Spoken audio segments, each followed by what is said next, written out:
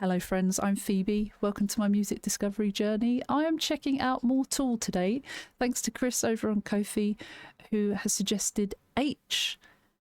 It's only 6 minutes and 8 seconds long. It's one of Tool's most underrated and shorter tracks, says Chris. Packs a powerful punch. Let's see. All right, we will have to start and stop for reasons, copyright, and I'm doing this during a stream, so let's have a look. Oh,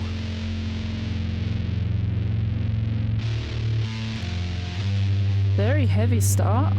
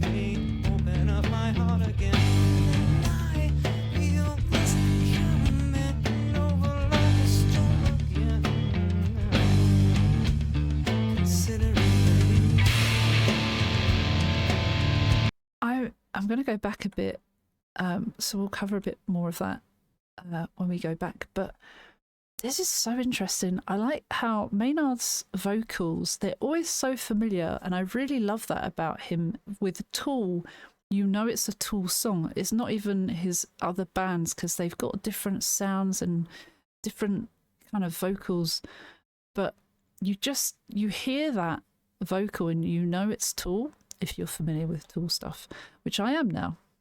I like the heaviness of it. I know that for the most part they lay down the instruments before they do the vocals, and Maynard creates the finishes with the vocals. So it's really interesting to see what he's done, and it's a nice way to do it. There are many different ways to do things, and we don't all do things the same way or conventionally or how society wants us to do them, and I think that's nice. What's coming through is alive. What's holding up is a mirror reflection. What's singing songs is a snake. It is looking to turn my piss to wine. So far, I feel like I'm in a really warped dream. They are both totally void of hate and killing me just the same. Sounds like a bit of a juxtaposition and contrast there, doesn't it? Void of hate, but killing you in some way. What? How? There are annotations, but I feel like I want to go through it first before kind of guessing what it's about. The snake behind me hisses what my damage could have been. My blood before me begs me, open up my heart again. Is it like he's become, in his older age, he's become cold-hearted, or there's not very good vibes going on, but something saying, my blood before me, like my blood, my physical blood, my blood, family blood, my spirit begs me to open up my heart again. So for some reason it's saying feel the warmth in there, perhaps. And I feel this coming over like a storm again, considerately. So far, I'm not sure, but I know we have talked about his mother and the hardships that they went through with her being paralyzed for 10,000 days, which was 27 years, I think, which is a huge and really unfortunate, tragic thing, and she passed away. I wonder if this is in reference to that, in being cold or not opening up his heart because he's felt pain and sadness, but something somewhere is saying to open up again. It might have nothing to do with that. So let's check the rest of the song. I like this interpretation and checking out what's going on along the way. Sometimes we watch twice and then break it down the second time, but we don't have the time for that today, which is, I do like to take the time for it, but it's interesting trying a first watch and seeing what we get from it at the same time. I can do more in the future.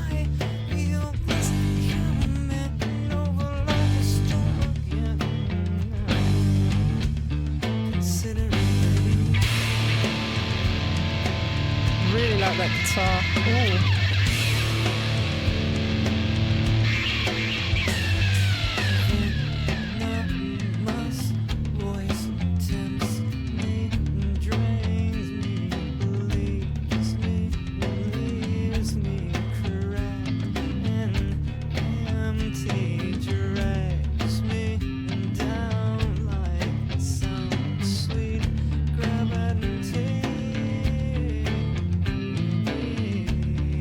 Temptation.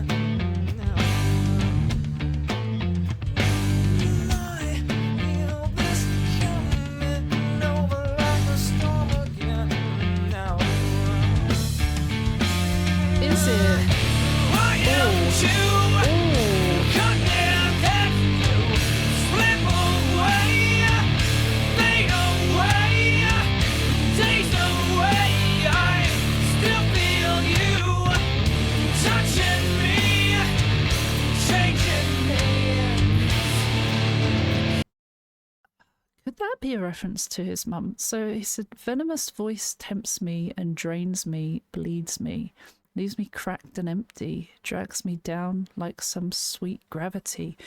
Is this the temptation of any vices, drugs, alcohol, something to distract him from good things? Is there a temptation of that? Leaves me cracked and empty. It's not good. Drags me down like gravity.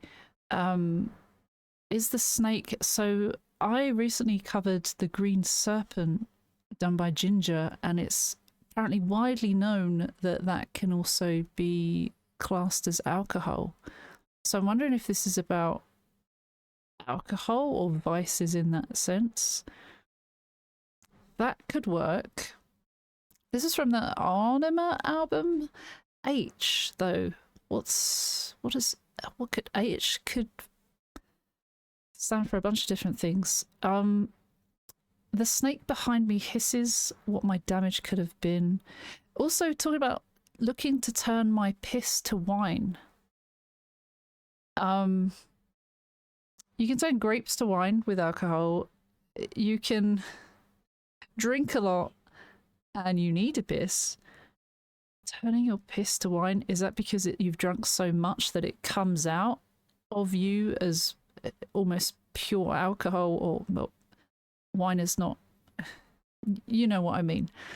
I wonder, sorry, going back to that part at the beginning, perhaps that's what that is, and it's nothing to do with his mum or his family, or perhaps his family are saying, please don't do this. There's an intervention, and it's like a storm. Yeah, I feel like that is more appropriate. Had I not done the ginger green serpent thing recently, I wouldn't have known that that was a phrase.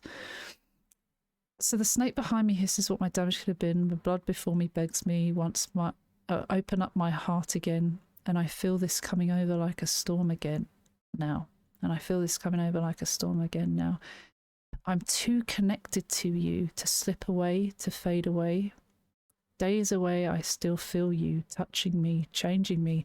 I know, having known alcoholics and being familiar with that in my life, people that I know, there is, and probably the knowledge of it, being connected to something. Alcoholics can't just give it up, or can't, if their body is used to it for a long time, they are connected to it, and it takes a long time to fully come away, if that's what you want to do. Saying days away, I still feel you. Some people, if they try and go cold turkey, it's actually quite dangerous for them. Their body can shut down. But even with a milder alcoholism, there's still that effect that it can have. So talking about how much of an effect it's had, even if they are not days, it's not like the same day or whatever, even with days apart, that feels like that.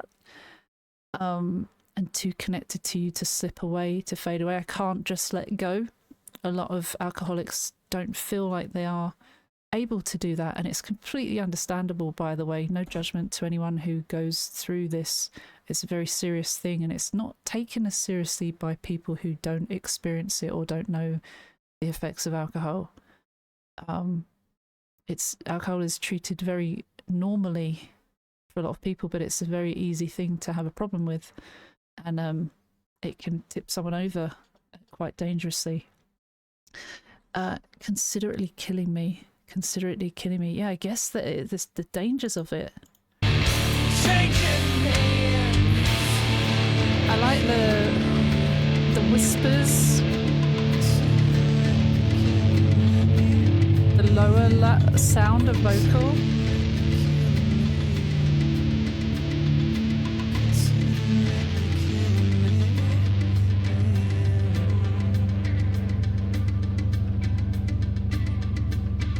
Is that it? Oh no. Okay. This is an interesting sound for them.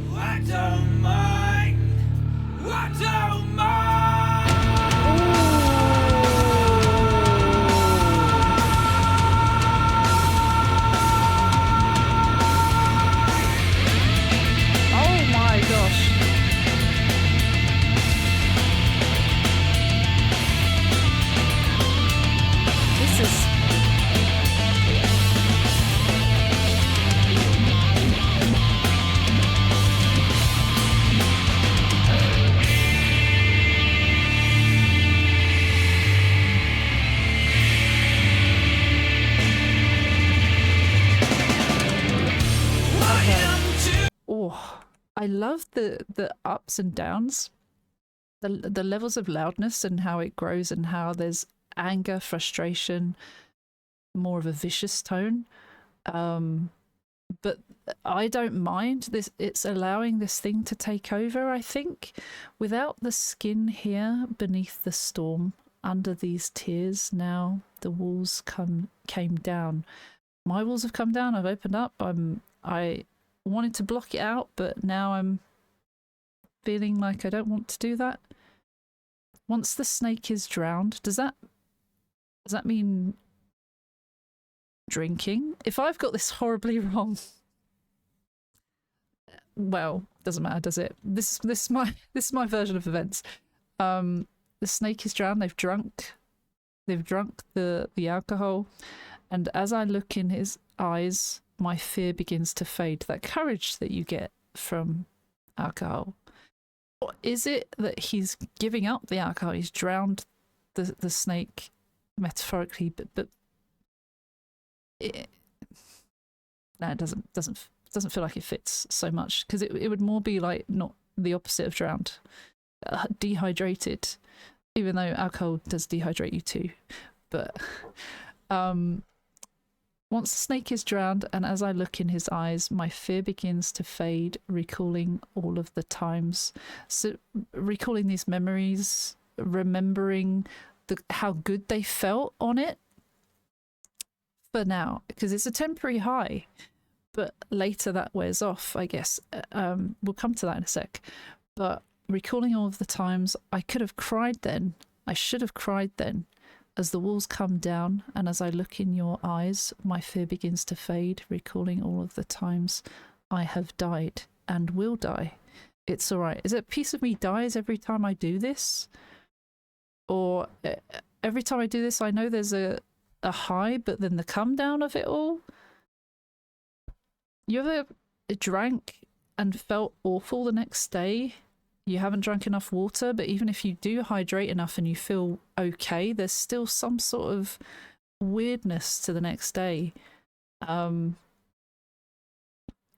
don't drink as much these days, and there are many reasons for that, but it can be so depressing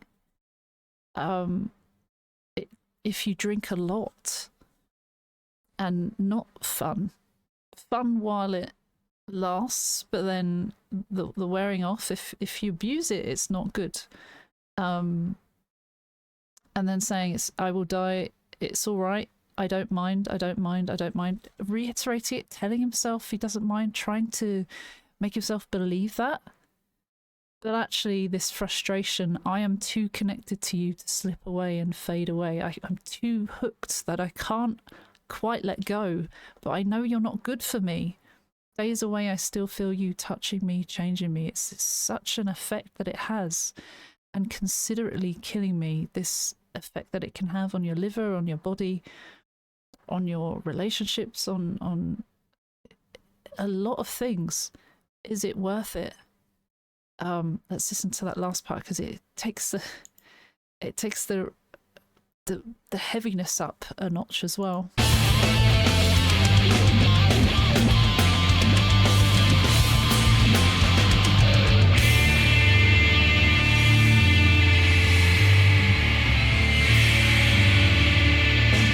Trippy.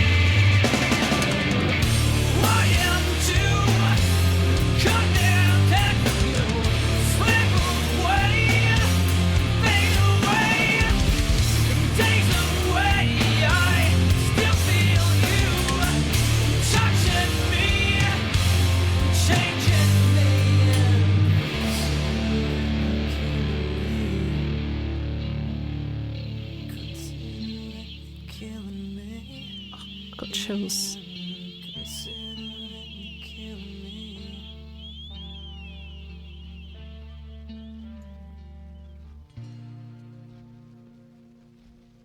Oh, that's creepy at the end. It does feel like there's a weakness of it all. It's really difficult to talk to anyone who has an alcohol addiction, and it's not as straightforward as just saying this is bad for you, man, you gotta stop. There's a whole process to it. What does it say in the song bio? This song talks about MJK's experiences as a new parent. Okay, We may have got it horribly wrong. That's okay. There are many ways to interpret something. Maynard has, in many songs, referred to the abuse he experienced when he was younger. Here he talks about the feelings that haunt him, and now this has affected his relationship with his own son.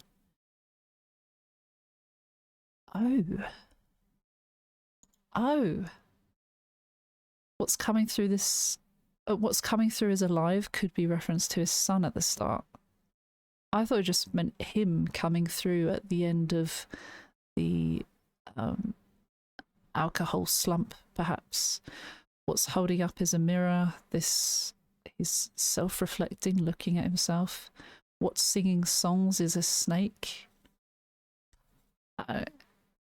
Is that a reference to himself being this strange person, looking to turn my piss into wine? Talking about this snake, I guess it's talking about these something rearing its ugly head in self-reflection.